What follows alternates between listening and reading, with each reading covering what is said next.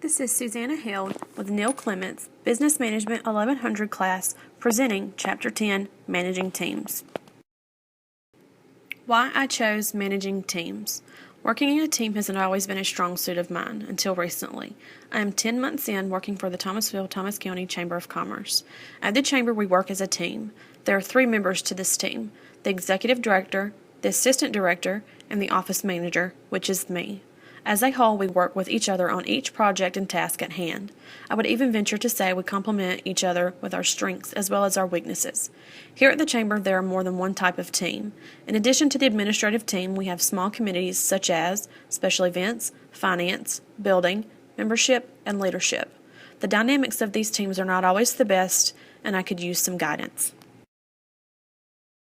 There are 4 major points of managing teams: the good and bad of using teams, recognizing and understanding the different kinds of teams, the general characteristics of work teams, and how to enhance work team effectiveness.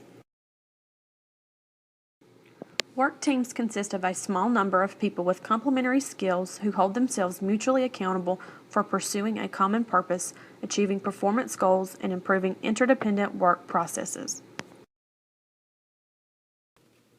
There are many advantages of working in a team. To name a few, they improve customer satisfaction, product and service quality, speed and efficiency in product development, employee job satisfaction, and decision making. We will now take a look at the advantages of working in a team. Customer satisfaction. Creating work teams that are compiled with trained employees who are used to meet the needs of specific customers is one way to increase customer satisfaction. Product and service quality. Unlike traditional organizational structures where managers are responsible for organizational outcomes and performance, teams are now taking direct responsibility for the quality of products and service they produce and sell. This creates the ability to have more ideas on the table. Job satisfaction. Cross-training is when team members are taught how to do all or most of the jobs performed by other team members. This often increases job satisfaction. Team members also gain job satisfaction from unique leadership responsibilities that are not typically available in traditional organizations.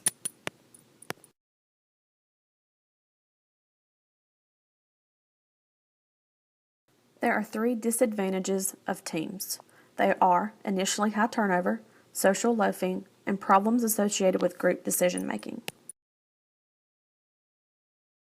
We will now take a look at the disadvantages of teams. High turnover rate. Teams aren't for everyone, as well as everyone is not always made for teamwork. Workers hesitate at the responsibility, effort, and learning required in team settings. Social loafing. This occurs when team members withhold their efforts and fail to perform their share of the work. In a study of 250 student teams, it was found that the most talented students are typically the least satisfied with teamwork because they are required to carry the slack of the other team members. Group decision making. One disadvantage of group decision making is groupthink. Groupthink is when members of highly cohesive groups feel intense pressure to not disagree with one another in order to approve a proposed solution.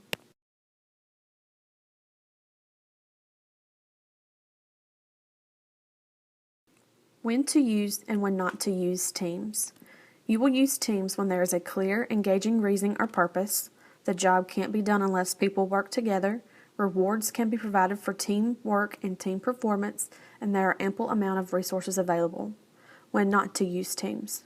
There isn't a clear, engaging reason or purpose, the job can be done by people working independently, rewards are provided for individual effort and performance, the necessary resources are not available. Recognizing and understanding the different kinds of teams. There are many types of teams. Teams with autonomy that range from high to low, and special kinds of teams. The following are the teams with autonomy ranging from high to low: self-designing teams, self-managing teams, semi-autonomous work groups, employee involvement groups, and last but not least, traditional work teams. The special kinds of teams are cross-functional teams, virtual teams, and project teams. This slide shows team autonomy continuum. Teams with autonomy. Traditional work groups. The smallest amount of autonomy is found in traditional work groups. These are groups composed of 2 or more people who work together to achieve a shared goal. And these workers are responsible for doing the work or executing the task, but they do not have the direct responsibility or control over the work. Employee involvement teams. Employee involvement teams meet on company time on a weekly or monthly basis to provide advice or make suggestions to management concerning specific issues such as plant safety, customer relations, or product quality. These teams have somewhat more autonomy. Semi-autonomous work groups. Semi-autonomous work groups not only provide advice and suggestions to management, but also have the authority to make decisions and solve problems related to the major task required to produce a product or service. Teams with autonomy continue. Self-managing teams. Self-managing teams are different from semi-autonomous work groups in that team members manage and control all of the major tasks directly related to production of a product or service without first getting approval from management. They are on the higher end of the scale for autonomy. Self-designing teams. Self-designing teams have all the characteristics of self-managing teams, but they can also control and change the design of the teams themselves, the tasks they do and how and when they do them, and the membership of the teams. These have the highest autonomy. Special teams. Cross-functional teams. Cross-functional teams are intentionally composed of employees from different functional areas of the organization. Cross-functional teams usually attack problems from multiple perspectives and generate more ideas and alternative solutions, all of which are especially important when trying to innovate or solve problems creatively. Virtual teams. Virtual teams are groups of geographically and/or organizationally dispersed coworkers who use a combination of telecommunications and information technologies to accomplish an organizational task. Project teams. Project teams are created to complete specific one-time projects or tasks within a limited time. Project teams are often used to develop new products, significantly improve existing products, roll out new information systems, or build new factories or offices. There are 4 general work team characteristics: team norms, team cohesiveness, team size, and team conflict. Team characteristics. Team norms are informally agreed on standards that regulate team behavior. Team cohesiveness is the extent to which team members are attracted to a team and motivated to remain in it. Team size. The relationship between team size and performance appears to be curved. Very small or very large teams may not perform as well as moderately sized teams. Between 6 to 9 members seems to be the right size team. Team conflict. Conflict and disagreement are inevitable in most teams. People who work together are going to disagree about what and how things get done. Enhancing work team effectiveness. Setting team goals and priorities, selecting people for teamwork, team training, and team compensation and recognition are all ways to enhance work team effectiveness. To effectively motivate teams, teams must have a high degree of autonomy, teams must be empowered with control of resources, teams need structural accommodation, and teams need bureaucratic immunity.